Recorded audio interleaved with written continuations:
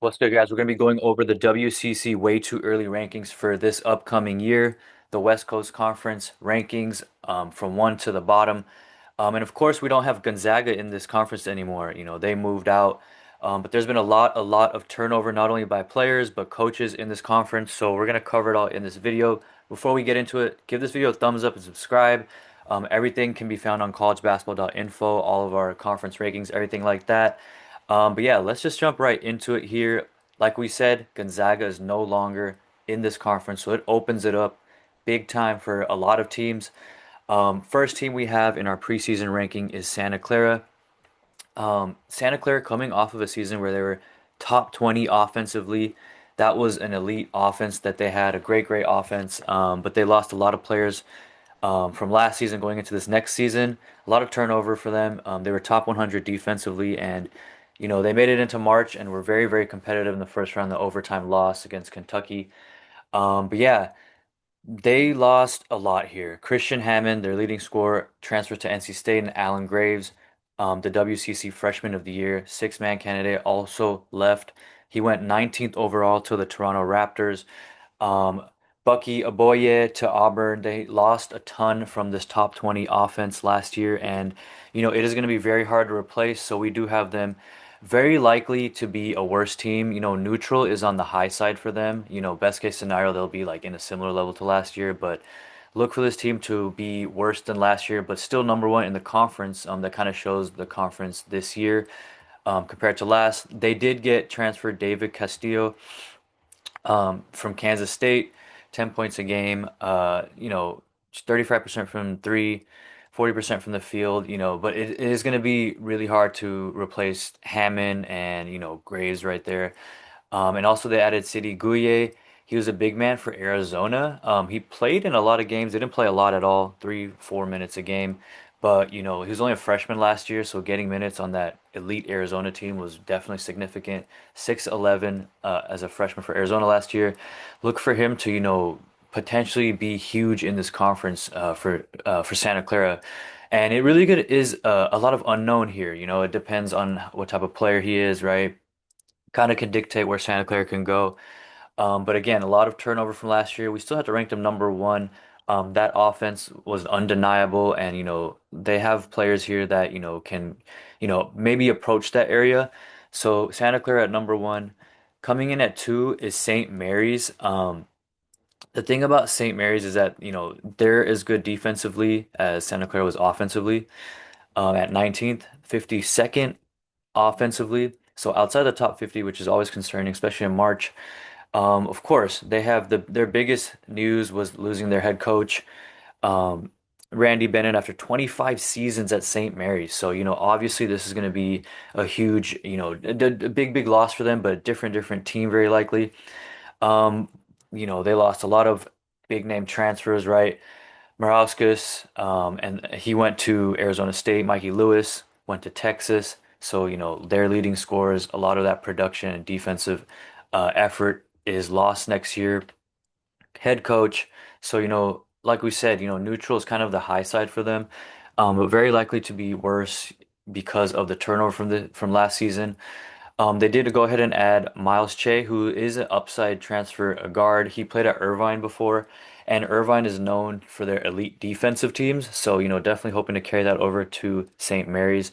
Um, I guess he didn't play for UNLV, but yeah, his last team was at Irvine.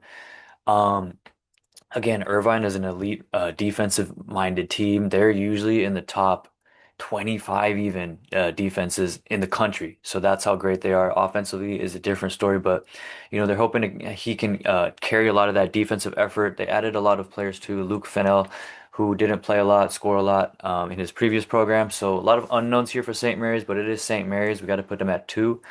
Next team we have is San Francisco.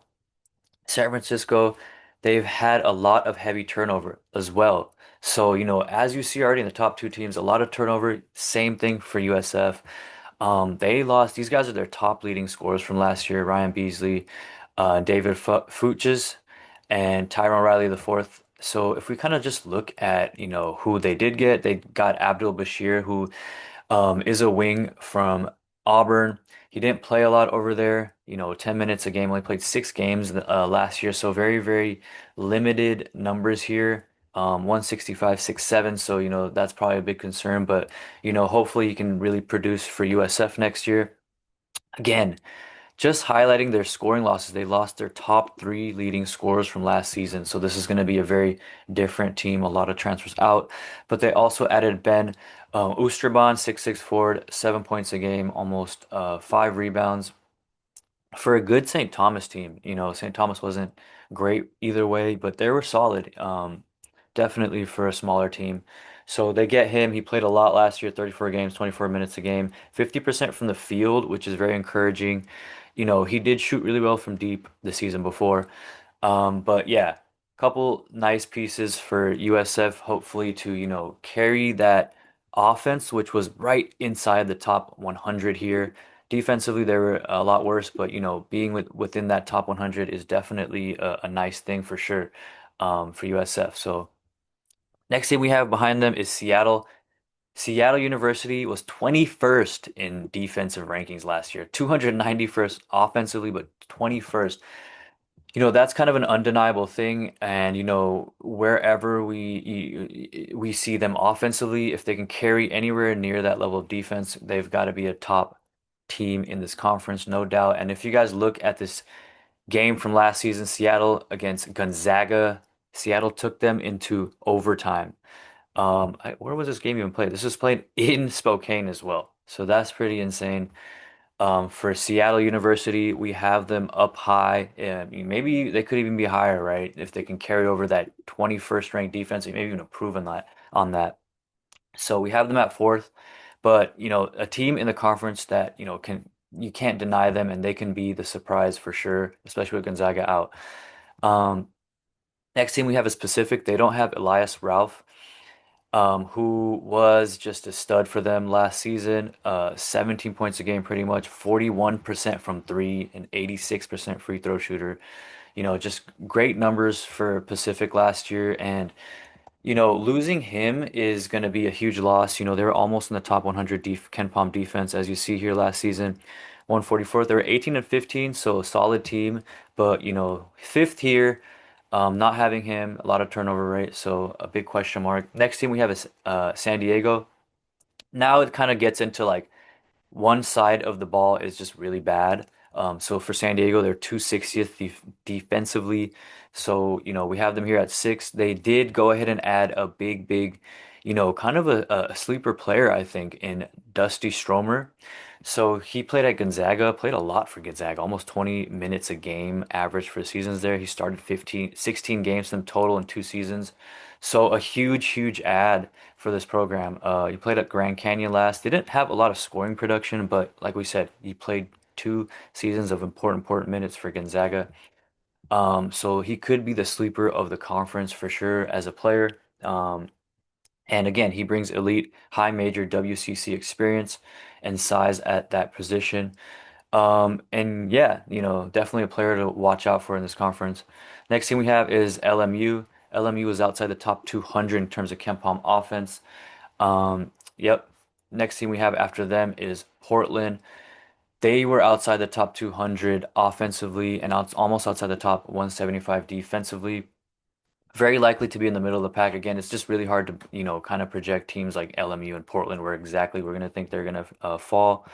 Same thing with Pepperdine, but they are worse than both those teams we just mentioned. Outside the top 250 offensively last year, 250 defensively. And yeah, when you're that poor both ways, you got to be towards the bottom of the conference. And the last team we have here was the 359th worst ranked Ken Palm defense last year, which was Denver. They were top 75 offensively, but they were terrible, terrible, terrible. Almost the worst in the country defensively.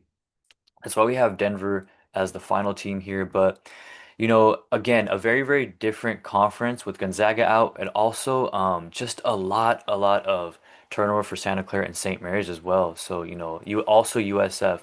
So that's why we say, Seattle could be a definite sleeper team if they can carry over that level of defense next year, this upcoming season. Seattle could be, a team to watch out for. Again, We still have Santa Clara, St. Mary's at the top, and but yeah, any of these teams can kind of take it. If you guys like this video, give this channel a subscribe, give this video a thumbs up, and go to collegebasketball.info. We're gonna keep covering conferences, um, preseason rankings, way too early rankings, and yeah, just go ahead and check out the articles. You guys can leave a comment. Till next one, y'all. Peace.